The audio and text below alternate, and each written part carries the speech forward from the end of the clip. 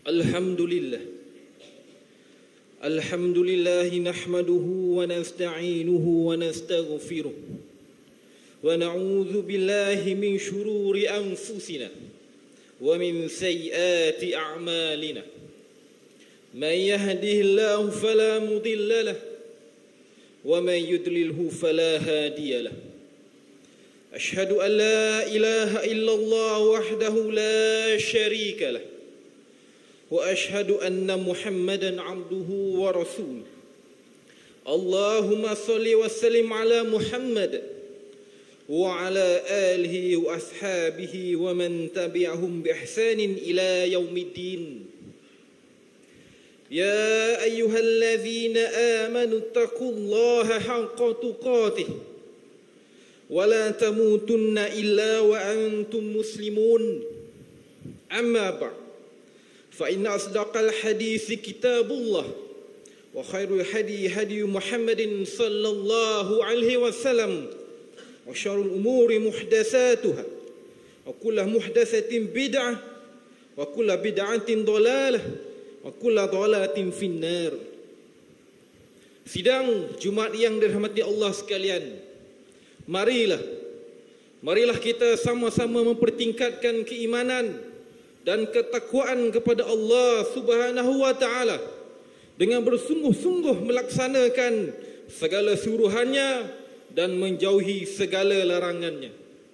Mudah-mudahan dengan keimanan dan ketakwaan kita menjadi insan yang soleh serta memperolehi kebaikan di dunia dan di akhirat. Tajuk khutbah pada hari ini ialah berkongsi kelebihan rezeki. Sidang Jumaat yang dimuliakan, berkongsi kelebihan rezeki adalah amalan yang cukup mulia di dalam Islam. Hal ini kerana dalam rezeki yang kita miliki ada hak orang lain untuk memilikinya. Islam wajibkan zakat kepada mereka yang sudah mencukupi haul dan nisab. Demikianlah Islam juga memberikan kelebihan kepada mereka yang bersedekah.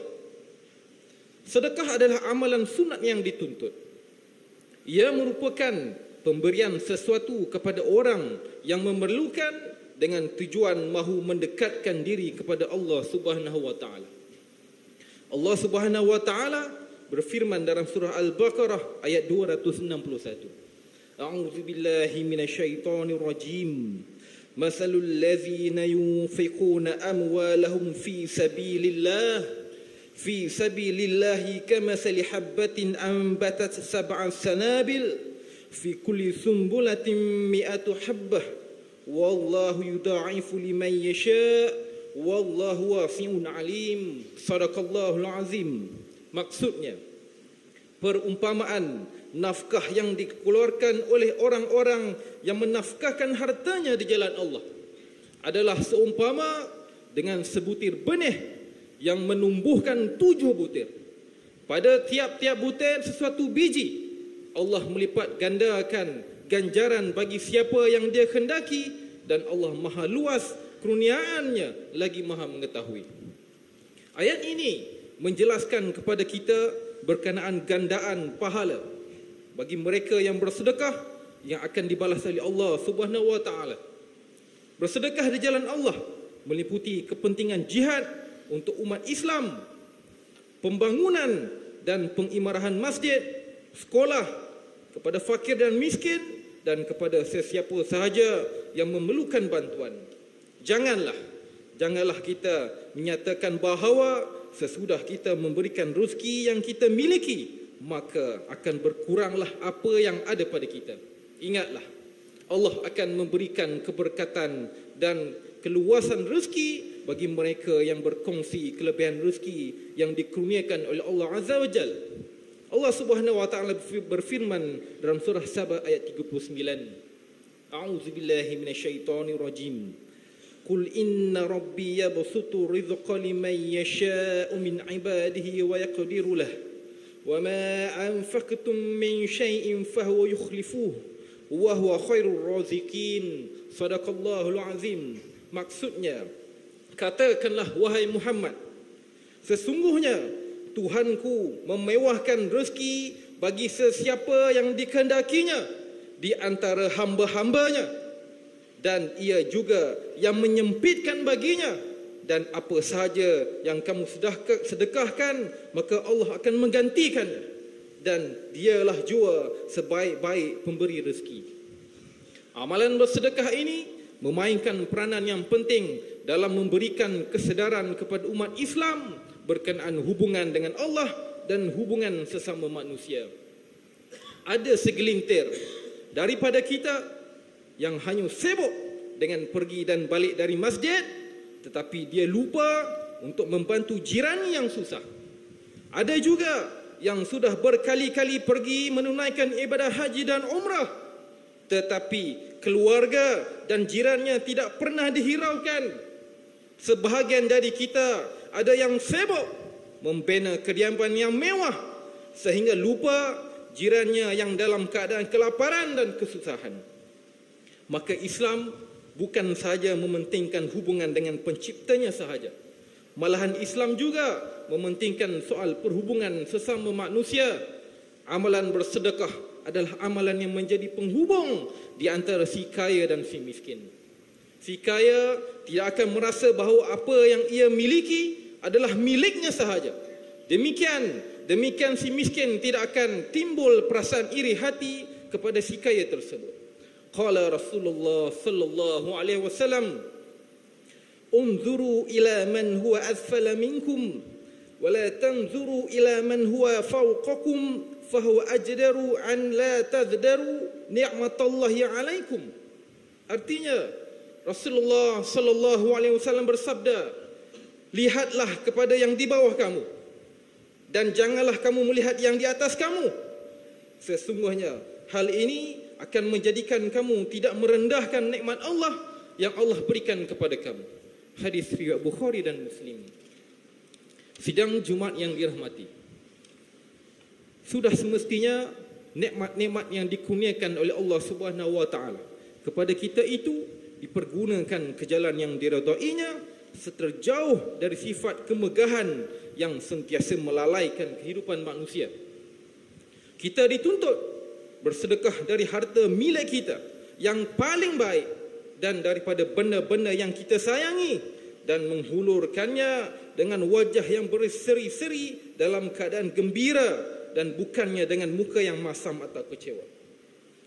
Kita hendaklah menghindarkan diri daripada sifat ungkit-mengungkit sehingga boleh menyakiti hati orang yang diberi sedekah. Marilah kita menjadi hamba Allah yang bersyukur terhadap nikmat pemberiannya. Allah berfirman dalam surah Saba ayat 13, A'udzubillahi minasyaitonirrajim. Wa qalilum min ibadiyal syakur. Sadaqallahul azim. Artinya, hanya sedikit dari hamba-hambaku yang bersyukur. Amalan berkongsi kelebihan rezeki adalah merupakan bukti kesyukuran kita kepada Allah Azza wa Jalla. Allah Subhanahu wa taala berfirman dalam surah Ibrahim ayat 6, A'udzubillahi minasyaitonirrajim. La in syakartum la azidannakum. Sadaqallahul azim. Maksudnya, sesungguhnya jika kamu bersyukur, pasti kami akan menambah nikmat kepadamu. Sebagai kesimpulannya, marilah bersama-sama kita menanamkan azam dalam diri kita untuk sentiasa berkongsi kelebihan rezeki sebagai tanda syukur kita kepada Allah dan memadamkan sifat berkira dalam diri kita. Mudah-mudahan dengan perkongsian rezeki kepada orang lain, Allah akan menggandakan nikmat pemberiannya dan Allah memberikan kebaikan di dunia dan akhirat. Barakallahu li wa lakum fil Qur'anil azim wa nafa'ni wa iyyakum bima fihi minal ayati wa dzikril hakim wa taqabbala minni wa minkum tilawatahu innahu was-sami'ul alim. Aqulu qawli hadha wa astaghfirullahal azim li wa lakum wa lisairil muslimina wal muslimat wal mu'minina wal mu'minat fastaghfiruhu innahu huwal ghafurur rahim. Alhamdulillahi nahmaduhu wa nasta'inuhu wa nastaghfiruh wa na'udzu billahi min syururi anfusina wa min sayyiati a'malina. May yahdihillahu fala mudilla lahu wa may yudlil fala hadiya lahu. وأشهد أن لا إله إلا الله وحده لا شريك له وأشهد أن محمدا عبده ورسوله أما بعد فيا أيها المسلمون اتقوا الله حق تقاته ولا تموتن إلا وأنتم مسلمون. Sidang Jumaat yang dirahmati Allah sekalian, sekali lagi saya berpesan kepada diri saya sendiri dan sidang Jumaat sekalian, marilah kita semua bertakwa kepada Allah Subhanahu wa taala dengan melaksanakan segala perintahnya dan meninggalkan segala larangannya. Juga saya berpesan agar sidang Jumaat sekalian mengutamakan amalan yang berlandaskan nas Al-Quran dan Al-Sunnah serta meninggalkan segala bentuk amalan syirik, bid'ah, khurafat dan karut-marut yang memperbodohkan akal yang waras. Sidang Jumaat yang dimuliakan, Nabi SAW telah menjelaskan kepada kita semua bahawa manusia akan terzahir padanya kebahagiaan jika ada beberapa perkara yang berikut, iaitu rumah yang luas, jiran yang soleh dan kenderaan tunggangan yang elok. Baginda Nabi SAW bersabda, min sa'adatil ma'ril maskanu wasi'un wal jaru salihu wal markabu hani'u. Maksudnya, antara tanda kebahagiaan seseorang ialah rumah yang luas, jiran yang soleh dan kenderaan tunggangan yang elok. Hadis sahih riwayat Al-Bukhari. Rumah yang luas adalah antara faktor yang disebutkan oleh Nabi SAW sebagai antara salah satu tanda kebahagiaan dalam kehidupan di dunia ini. Ini kerana rumah yang luas dan diturunkan rahmat di dalamnya oleh Allah Subhanahu wa taala dapat menenangkan jiwa dan menghilangkan kegelisahan. Jiran yang soleh juga merupakan faktor kebahagiaan seseorang. Seseorang akan merasa aman dan selamat jika jiran sebelahnya seorang yang baik, amanah, patuh pada perintah Allah, yang tidak ada sifat hasad, dengki dan lain-lainnya. Kenderaan yang elok juga menenangkan hati, yang menjauhkan kita dari rasa gundah gulana. Bayangkan jika seseorang mempunyai kenderaan yang sentiasa bermasalah, maka ia akan mencetuskan perasaan cepat marah, perasaan resah gelisah kerana lambat ke destinasi yang ingin dituju dan lain-lain perkara yang mengganggunya.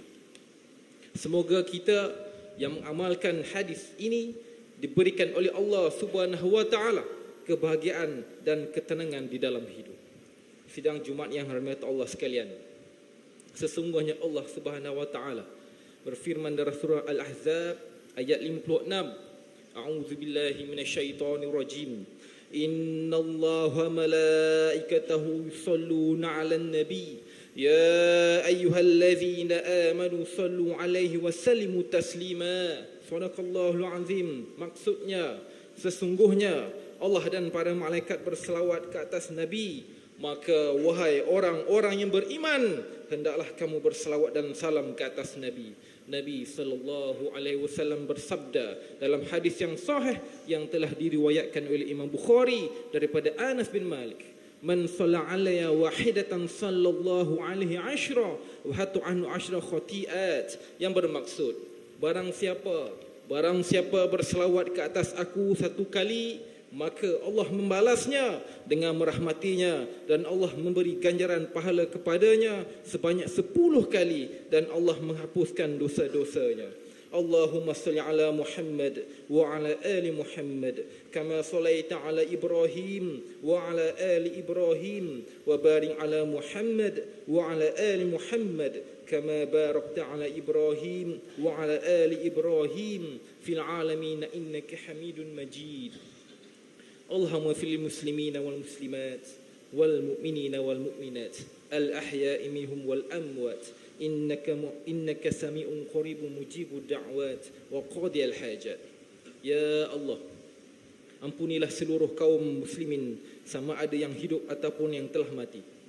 Ya Allah, berikan petunjuk hidayah serta rahmat-Mu kepada kami sekalian hamba-hamba-Mu dan kepada pemimpin kami, terutamanya Raja Pemerintah Negeri Perlis Tuanku Said Sirajuddin ibni almarhum Tuanku Said Putra Jamalul Lail, dan Raja Muda Perlis Tuanku Said Faizuddin Putra ibni Tuanku Said Sirajuddin Jamalul Lail, serta kaum kerabat baginda, supaya sentiasa beramal dengan kitabmu dan sunnah Nabi-Mu Muhammad sallallahu alaihi wasallam, dan engkau lanjutkanlah usia baginda berdua dalam keadaan selamat, sihat sejahtera, dan semoga dengan kesihatan yang baik yang telah engkau kurniakan kepada baginda berdua, terlaksanalah pemerintahan yang adil lagi diredai olehmu.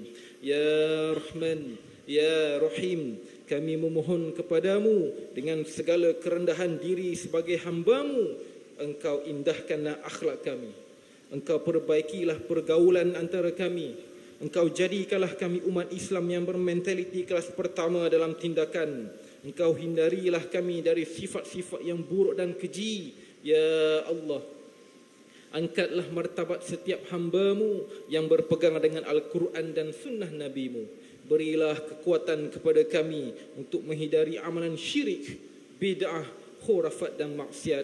Mudah-mudahan agama Islam yang engkau redha ini dapat dijulang ke tahap yang paling tinggi. Ya Rahman, Ya Wadud, engkau semarakkanlah dalam jiwa kami kasih sayang kerana-Mu sehingga tersebarnya cinta dan kasih engkau redai. Engkau baikilah keluarga kami, anak isteri kami, saudara mara kami, jiran tetangga kami dan seluruh mereka yang kami kasih.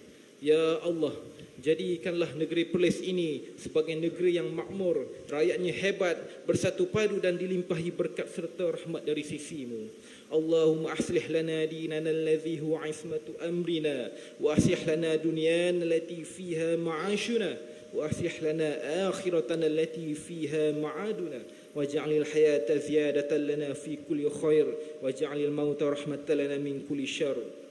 Ya Allah, engkau perbaikilah kehidupan beragama kami, yang mana agama itu adalah pemelihara bagi segala urusan dunia dan akhirat kami. Engkau perbaikilah kehidupan dunia kami yang merupakan tempat kami menjalani kehidupan. Ya Allah, engkau perbaikilah kehidupan akhirat kami yang merupakan tempat kami kembali. Engkau jadikanlah kehidupan ini menambah kebaikan untuk kami, dan engkau jadikanlah kematian itu sebagai kerehatan bagi kami dari segala keburukan. Innallaha ya'muru bil 'adli wa ihsan wa ita'i dzil qurba wa yanha 'anil fahsya'i wal munkari wal baghi ya'izukum la'allakum tadhakkarun.